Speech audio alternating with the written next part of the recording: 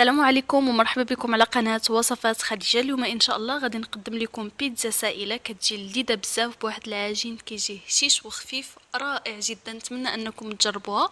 الا بغيتوا تعرفوا معايا المكونات وطريقة تحضير هذه البيتزا هذه تبعوا معايا الفيديو الاخير.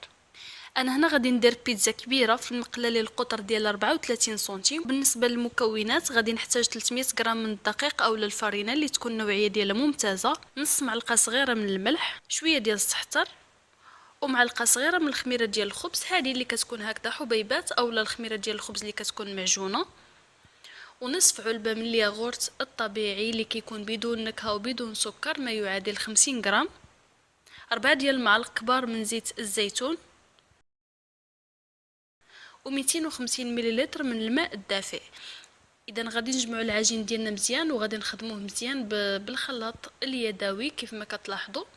غادي نحاولوا اننا نخدموه مزيان حتى الكويرات ديال الطحين ما يبقاوش يبانوا لينا والطحين ديالنا يتسلق لينا مزيان.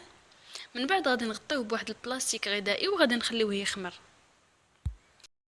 في الاثناء اللي العجين ديالنا كيخمر غادي ندوزو باش نوجدوا التعميره باش غادي نعمروا البيتزا. انا درت هنا واحد الصلصه عاديه ماشي صلصه البيتزا وانما صلصه عاديه، درت فيها واحد 2 حبات ديال الطماطم اللي حكيتهم، ضفت لهم شويه ديال الملحه وشويه ديال الابزار وشويه ديال زيت الزيتون ورديتهم يطيبوا. وخديت هنايا 100 غرام من الكفته ديال البقري، وحبه ديال الفلفل الاخضر اللي كنقطعوه مربعات، شويه ديال البصل اولا البوارو اللي متوفر عندكم، معلقه كبيره ديال المعدنوس، شويه ديال الملحه، شويه ديال الابزار، وبودره الثوم الا كانت متوفره عندكم. ما كانتش متوفره عندكم يمكن لكم تحكوا واحد الضريس صغير ديال الثوم، معلقه كبيره من زيت الزيتون. وغادي نرجعوا هاد الحشوه هذه فوق النار نخليوها طيب غير واحد شويه، ما طيبوهاش بزاف لانها مازال غادي تزيد تدخل للفرن. هنا العجين من بعد ما كيخمر غادي نديروه في لاطا او صينيه اللي تدخل للفرن مدهونه بالزبده من الافضل ونرشوها بالطحين. كنوضعوا العجين ديالنا بلا ما نخلطوه اي بلا ما نخرجوا منه الهواء اللي فيه، غادي نسرحوه غير بشويه هكذا في اللاطا اولا في المقلاة اولا في الصينيه اللي غادي تدخلوا للفران.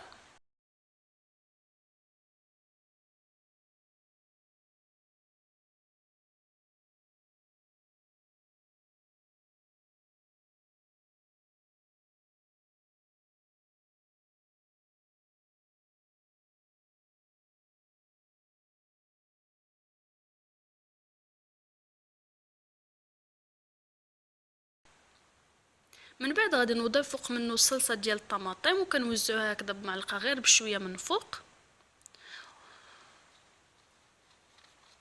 كنضيف فوق منها الفرomاج، كديروا النوع اللي بغيتو.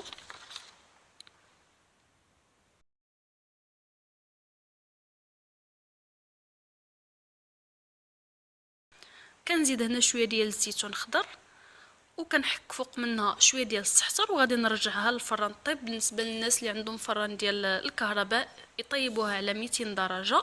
غادي نخليو البيتزا ديالنا حتى كطيب مزيان وكتحمر من تحت، من بعد غادي نشعلوا عليها الفوق وغادي نخليوها تحمر هكذا غير واحد شويه من الجناب ديال العجينه وغادي نقدموها.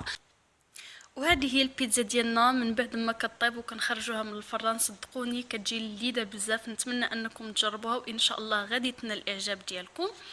كتجي على هذا الشكل هذا كيف ما كتشوفوا. بالنسبه للعجين كيجي خفيف ولذيذ بزاف. ملتقانا ان شاء الله في الفيديوهات القادمه. وما تنساوش الى عجبكم الفيديو ديروا جيم، والا كنتو جداد مرحبا بكم اشتركوا في القناه باش توصلوا بجديد الوصفات، وكذلك ما تنساوش تخليوا لي التعاليق ديالكم. والسلام عليكم ورحمه الله تعالى وبركاته.